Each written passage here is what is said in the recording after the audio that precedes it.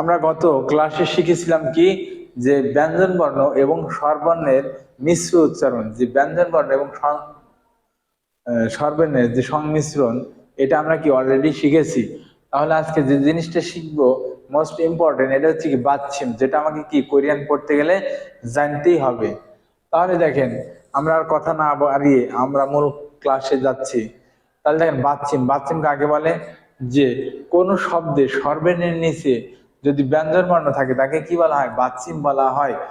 মোট কথা হচ্ছে, মূল কথা হচ্ছে যে বর্ণের নিচে মানে আমরা বলি কি নিচ, কিন্তু কোরিয়ান নিচকে কি বলা হয়? বাচ্চিম বলা হয়। নিচে যেটা থাকে সেটাকে কি বলা হয়? বাচ্চিম। তাহলে আমরা কি শিখলাম? যে স্বরবর্ণের নিচে যদি ব্যঞ্জন বর্ণ বসে তাকে বাচ্চিম বলা হয়। তারপরে আমরা শিখবো কি, কোরিয়ান ভাষায় বাচ্চিম দুই প্রকার। একটা হচ্ছে কি একক বাচ্চিম, আর একটা হচ্ছে জোড়া বাচ্চিম। তাহলে আমরা এখন দেখবো যে একক বাচ্চিম কাকে বলে এবং জোড়া বাচ্চিম কাকে বলে। যেমন দেখেন, আমরা প্রথমে কি বলেছিলাম? যে স্বরবর্ণের নিচে যদি ব্যঞ্জন বর্ণ বসে তাহলে তাকে কি বলা হবে? বাচ্চিম বলা হবে। যেমন দেখেন, এখানে কি লিখেছে? নিয়ম অ, বাচ্চিমে কি গিয়ক মক, দিগত আ, দা মক দা। মকদা মানে কি? খাওয়া। কি হবে? মকদা অর্থ খাওয়া। তাহলে দেখেন, এটা প্রথমে কি আছে? স্বরবর্ণ। তার মানে আমরা স্বরবর্ণের নিচে কি লিখেছি? গিয়ক। এটা হবে কি? বাচ্চিম। এটাকেই বলা হয় বাচ্চিম। এখন আমরা তারপরে বলেছিলাম যে বাচ্চিম কয় প্রকার? দুই প্রকার। একটা হচ্ছে কি একক বাচ্চিম এবং অপরটা হচ্ছে কি জোড়া বাচ্চিম।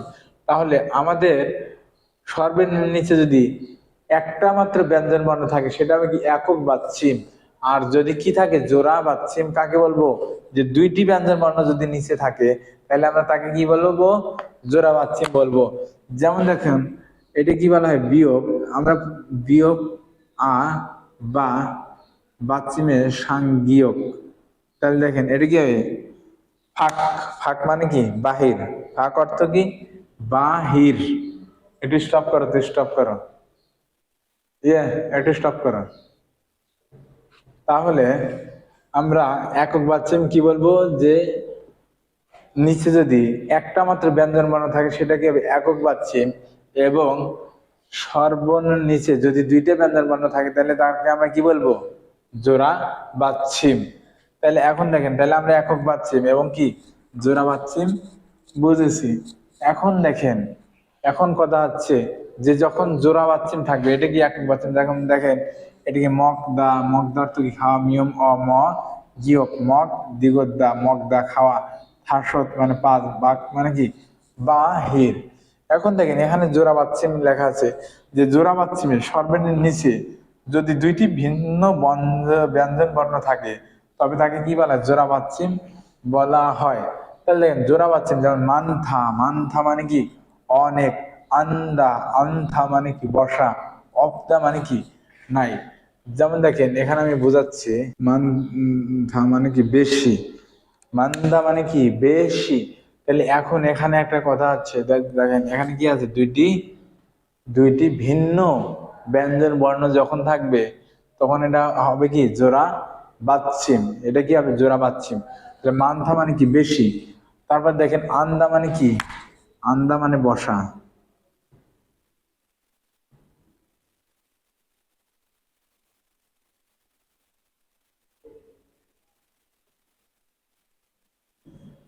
আন্ত অর্থ কি হবে? আন্ত অর্থ হবে কি? বসা।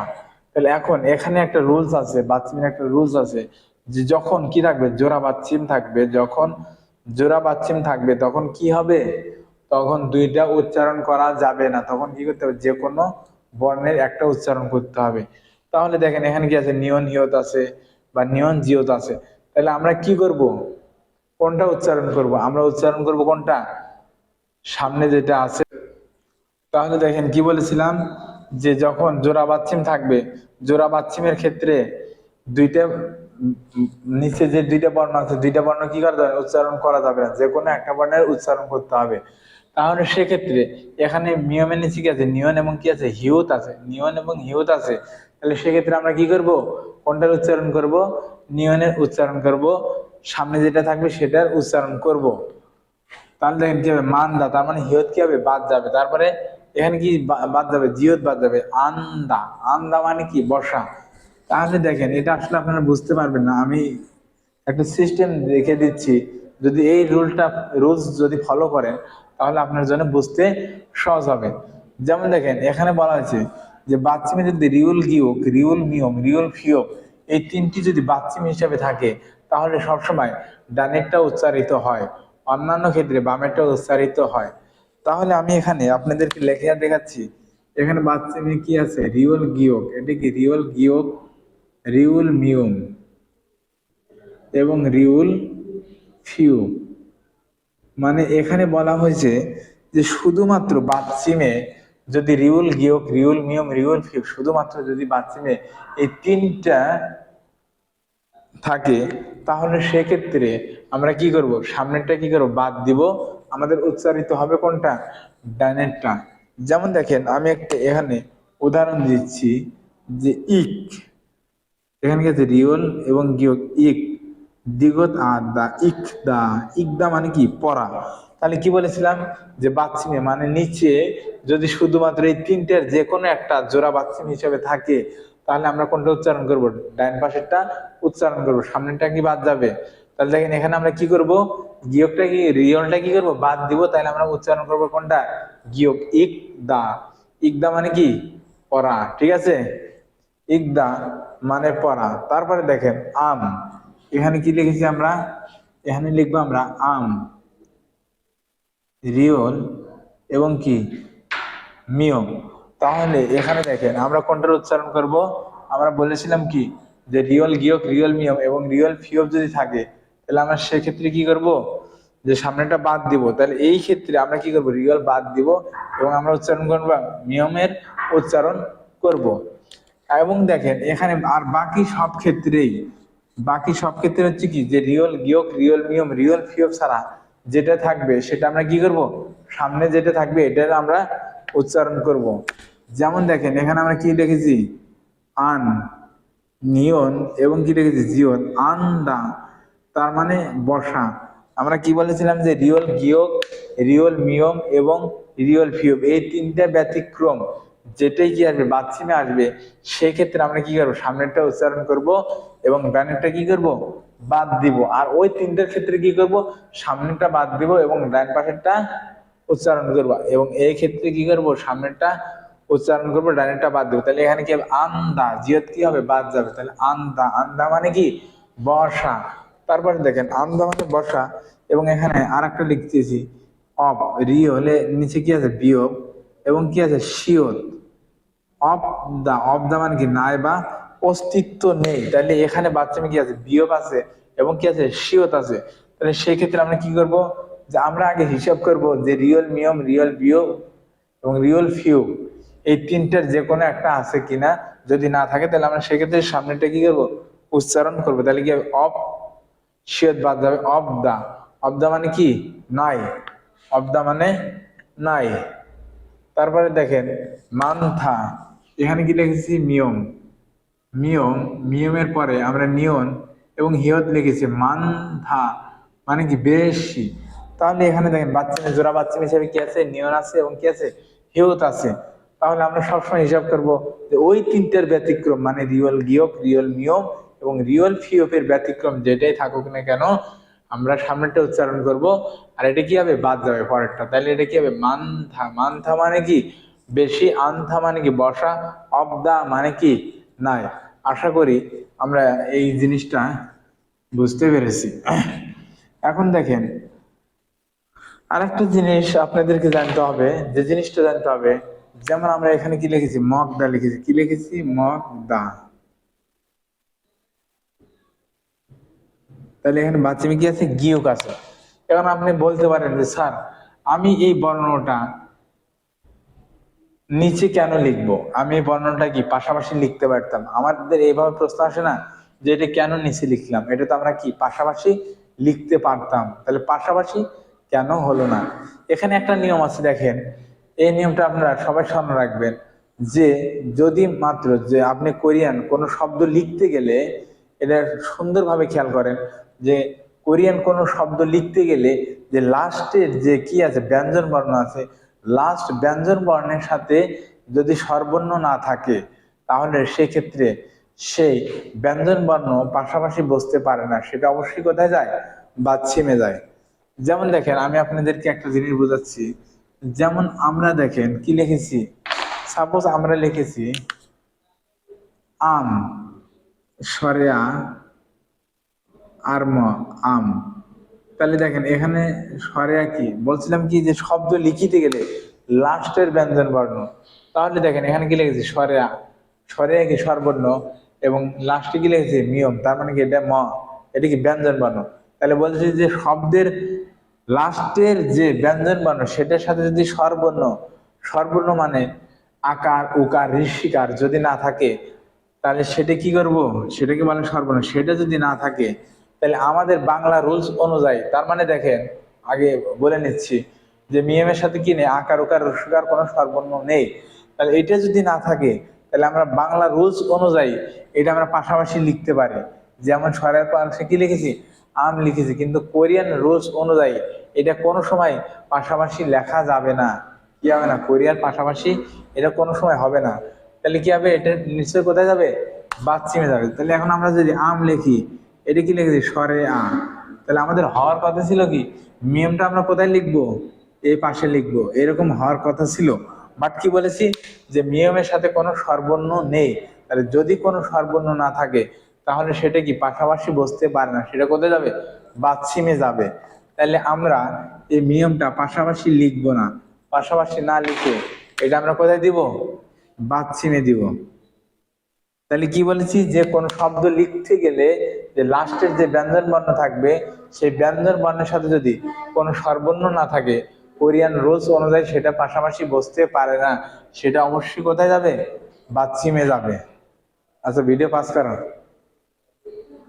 তাহলে আমরা কি বলেছিলাম যে শব্দ লিখতে গেলে লাস্টের যে ব্যঞ্জন বর্ণ সেটার সাথে যদি স্বরবর্ণ না থাকে তাহলে কোরিয়ান রুলস অনুযায়ী সেটা কি হয় না, পাশাপাশি বসতে পারে না, সেটা নিচে যায়। এখন আমরা আরেকটা ব্যতিক্রম নিয়ম শিখবো, যে শব্দ লিখতে গেলে লাস্টের ব্যঞ্জন বর্ণের সাথে যদি স্বরবর্ণ না থাকে তাহলে সেটা কি হয় না, নিচে বসতে পারে না। কিন্তু নিচে যদি বসে, নিচে লিখতে গেলে যদি শব্দের পরিবর্তন হয়, অর্থের পরিবর্তন হয়, তাহলে সেটা আমরা কি করব না, নিচে লিখবো না, সেটা কি করব, পাশাপাশি লিখবো। এখন বলতে পারেন যে সেটা কিভাবে হবে, এটা আমি কি আপনাদেরকে লিখে দেখাচ্ছি। যেমন আমরা বাংলায় লিখেছি স্বরে আ, ময়াকারে মা, এবং কি লিখেছি আ মার। এখানে দেখেন লাস্টের ব্যঞ্জন বর্ণের সাথে কি নেই, স্বরবর্ণ নেই, তাহলে এটা কোথায় আসবে, কোরিয়ান রুলস অনুযায়ী নিচে আসবে। তাহলে দেখেন আমরা যদি এখন আমার লিখতে যাই তাহলে কি হবে, স্বরে আ এবং নিয়মের সাথে যখন আমি আ দিব, আ মা, এবং দেখেন রিওল, আমরা বাথরুমের রিওল এরপরে যখন আমরা পড়বো তখন বুঝতে পারবো রিওল, রিওল যদি নিচে আসে, বাথরুমে আসে, তাহলে তার অর্থের পরিবর্তন হবে। আমরা এরপরেই শিখবো যে রিওল যদি প্রথমে থাকে, শব্দের প্রথমে থাকে, তাহলে তার উচ্চারণ হবে কি রর মতো। আর এই রিয়ল যদি নিচে আসে তাহলে এর অর্থ চেঞ্জ হয়ে যাবে।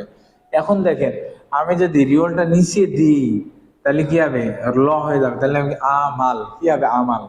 মানে যেহেতু এটা কি নেই, কোনো ব্যঞ্জন বর্ণের সাথে স্বরবর্ণ নেই, সেই জন্য আমরা কি লিখেছি, নিচে লিখেছি। কিন্তু নিচে লেখার কারণে এটা কি হচ্ছে, অর্থের পরিবর্তন হচ্ছে, তাহলে আমরা এটা কি করব, নিচে লিখবো না। নিচে না লিখে এখানে আমরা কি পাশাপাশি লিখবো রিওল। লেখার পরে আমরা এরকম কি একটা উর মতো টান দেবো, উ, এরকম একটা টান দেবো, তার মানে কি আমার। এখন কি হয়েছে, আমার কি বলছি, অর্থের পরিবর্তন যেন না হয়, অর্থের পরিবর্তন কি ঠিক রাখার জন্য আমরা পাশাপাশি লেখার পরে এই উর মতো একটা টান দেবো, তাহলে কি হবে আ মার। তাহলে আশা করি বুঝতে পেরেছেন।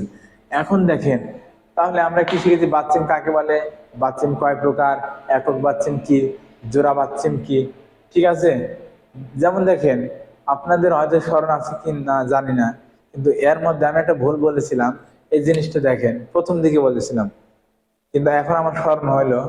যেমন দেখেন আমরা লিখেছিলাম কি বিয়োগ, এটা কি লিখেছিলাম বিয়োগ প্লাস বাচ্চিম কি সাংবিয়োগ বা, আমি বলেছিলাম যে ভুল বলেছিলাম যে এটা কি জোড়া বাচ্চিম, এটা জোড়া বাচ্চিম নয়, এটা কি হবে, এটা হবে একটা বর্ণ। সাংঘিকই আমরা পড়েছি না, সাংঘিক ক, তার মানে দুইটা সাংঘিক মিলে কি হবে, ক হবে, তার মানে এটা কি হবে, একক বাচ্চিম। এখন আমরা যদি এখানে কি লিখি, এখানে যদি কি লিখি সাংসিয়ত লিখি, সাংসিয়ত, তাহলে বলেন তো এটা কি জোড়া বাচ্চিম হবে না একক বাচ্চিম হবে? তাহলে এটা কি হবে? একক বাচ্চিম হবে। কারণ আমরা কি বলেছিলাম সাংসিয়ত, সাংসিয়তে হবে কি তালবেশ স। আমরা বলেছিলাম যে দুইটা সাংসিয়ত মিলে কি হবে? একটা অক্ষর হবে। তারপরে দুইটা একটা গিয়ক, দুইটা গিয়ক মিলে কি হবে? ক হবে। তার মানে এটা কি হবে? জোড়া বাচ্চিম কোনোদিন হবে না, এটা কি হবে? একক বাচ্চিম হবে। আশা করি বিষয়টা বুঝতে পেরেছেন।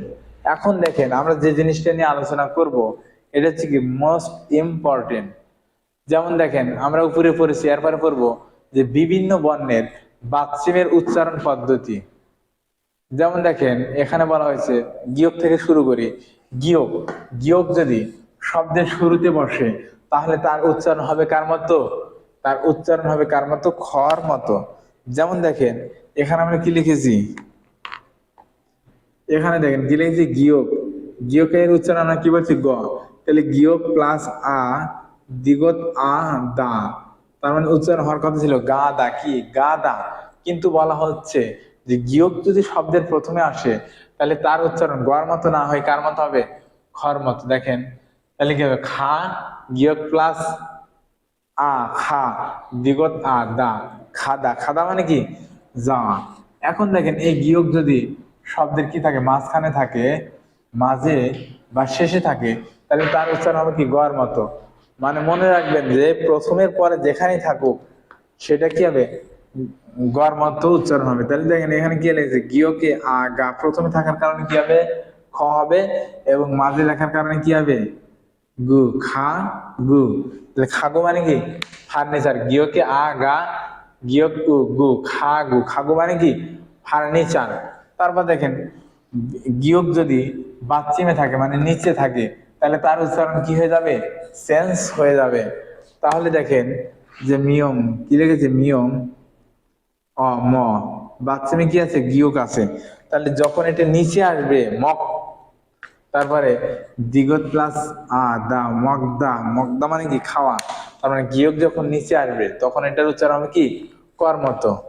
তাহলে আশা করছি বুঝতে পেরেছেন। একটা জিনিস বুঝলে সবগুলো বুঝতে পারবেন। তাহলে দেখেন কি গিয়ক যদি শব্দের শুরুতে আসে তাহলে তার উচ্চারণ হবে কার মতো? খর মতো। গিয়ক যদি মাঝে আসে তাহলে তার উচ্চারণ হবে কার মতো? গর মতো। এবং গিয়ক যদি বাচ্চিমে আসে তাহলে তার উচ্চারণ হবে কি? কর মতো। যেমন দেখেন এখানে একটা সিস্টেম ভাবে প্রত্যেকটা অক্ষর সাজানো হয়েছে আপনাদের বোঝার সুবিধার্থে। যেমন দেখেন সবসময় মনে রাখবেন যে প্রথম যে অক্ষরটা আছে প্রথমে লিখছে, তার মানে এই প্রথমে যেটা লিখছে প্রত্যেকটা ব্যঞ্জন বর্ণের যে শব্দগুলো প্রথমে লেখা হয়েছে বা এই দ্বিগত, তার মানে এটা দ্বারা বুঝবেন কি যে প্রথমে থাকলে কোনটা হবে? প্রথমে যেটাই থাকুক সেটা কি এই দন্তের ন বা থ এরকম উচ্চারণ হবে।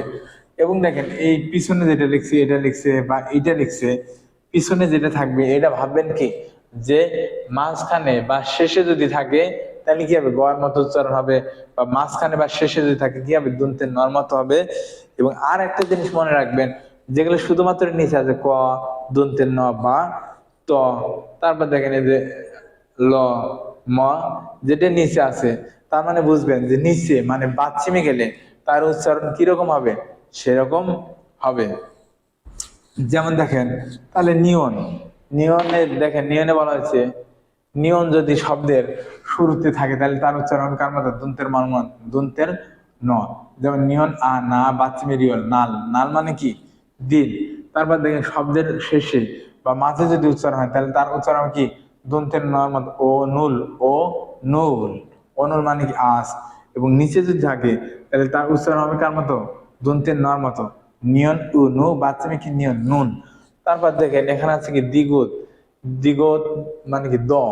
দ যদি শব্দের শুরুতে বসে তাহলে তার উচ্চারণ হবে কার মতো? থর মতো। যেমন দ্বিগত আ দা হওয়ার কথা ছিল কি? দা, কিন্তু তা না হয় কি হবে? থা। তাহলে দ্বিগত আ থা রিয়ল প্লাস ই রি, থারি। থারি মানে কি? পা। তারপর দেখেন দ্বিগত মাঝে বা শেষে বসলে কি হয়? ও দ্বিগত আ দা ও দা। তারপরে দ্বিগত যদি কি আসে? বাচ্চিমে আসে তাহলে তার উচ্চারণ হবে কার মতো?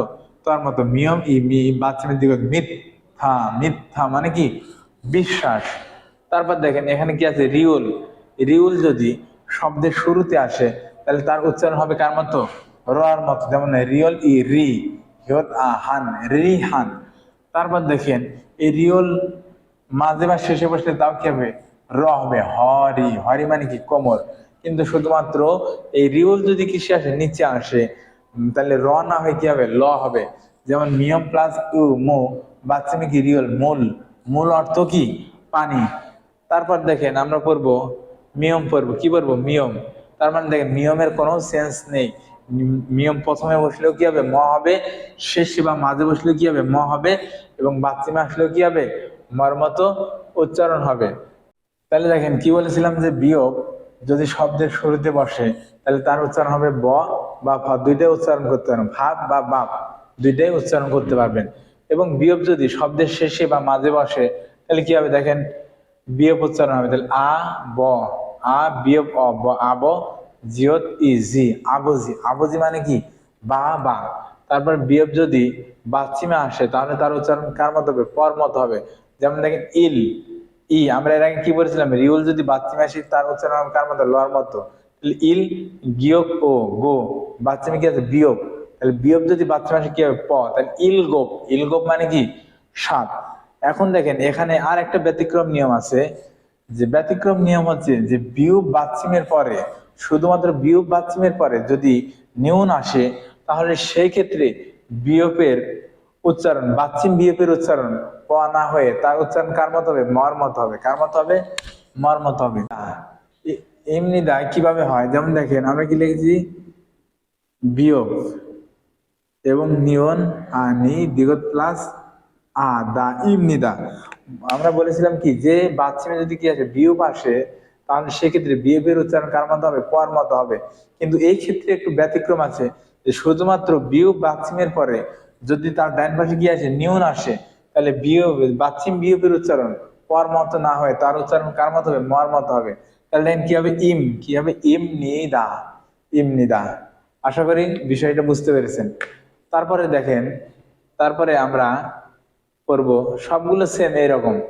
আমি প্রথমে আপনাদেরকে একটা রুলস এর কথা বলে দিয়েছিলাম, এভাবে আপনারা পড়বেন যে শিওত যদি শব্দের শুরুতে আসে তাহলে তার উচ্চারণ কার মতো হবে, দন্তে স বা স্বর মতো। শান অর্থ পাহাড়, তারপর মাঝে যা খাসু অর্থ কি গায়ক, তারপর দেখেন ফাঁসদ অর্থ কি পাস।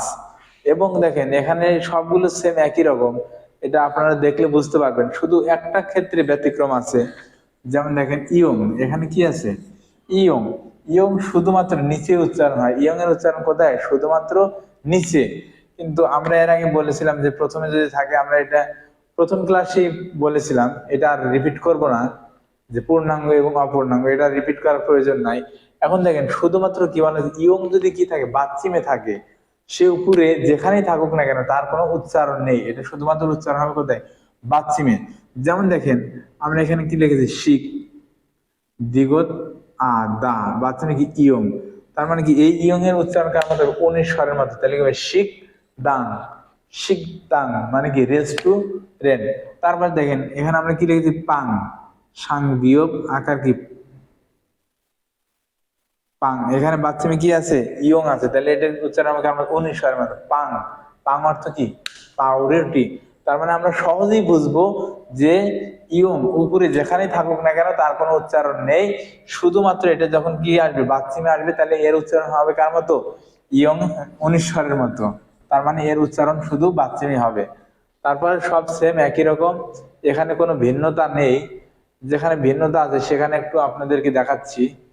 যেমন দেখেন আমরা সংযুক্ত যে ব্যঞ্জন বর্ণগুলো আছে এগুলো একটু দেখবো, যে সংযুক্ত ব্যঞ্জন বর্ণ যদি শব্দের শুরুতে বসে তাহলে তার উচ্চারণ কার একবার হবে, মানে একবারই হবে, কোত, কোত মানে কি ফুল।